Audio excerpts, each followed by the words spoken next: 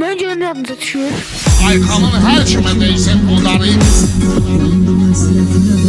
Yetimin dozası, kuş dozası. Seredoz gitti Araqdan resim. Aykanın çok da maşallah seferi. Kardeşim dəftəbəri. Mənə tabi gəlsə durum 3 nəfəri. Keçərəməm ona sağdan riski.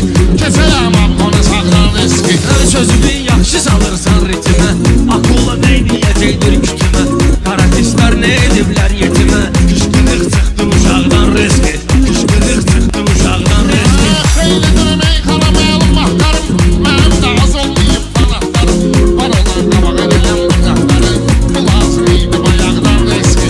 Bu lazım idi bayaqdan riski. Götürüb tüfəngi düşməni vuraram. Gedərəm daviyə erməni vuraram.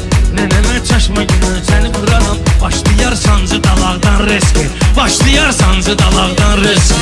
Biz deyəm meykana zor haldaydı. Həm kitabda həm jurnaldaydı. Bayaq bu qardeşlərim daldaydı. Bilet aldılar qabaqdan riski. Bilet aldılar qabaqdan riski.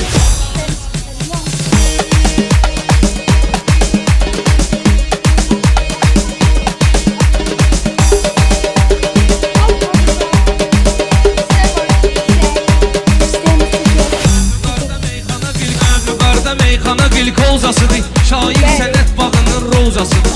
Yetimin dozası, kuş dozasıdır. Teredoz getdi Araqdan reski. Teredoz getdi Araqdan reski. Şairin təbini olar ixtiyarı. O araq nedir ki olsun kumar. Aykanın her kime değse udarı. Altı diş getdi damaqdan riski. Altı diş getdi damaqdan riski. Dedi gün interesli meyxanadır. Həm pano sənin zuluy həm panadır. Buna bax ağca qanat boydanadır. Boyasan bir şapalaqdan riski. Boyasan bir şapalaqdan riski. Rast ki biz azəliyik uzacayıq. Tarixdə qəhrəman kim qalacaq. Bir gün o torpağı da biz alacağıq. Paşinyan üzdən İraqdan riski. Paşinyan üzdən İraqdan riski.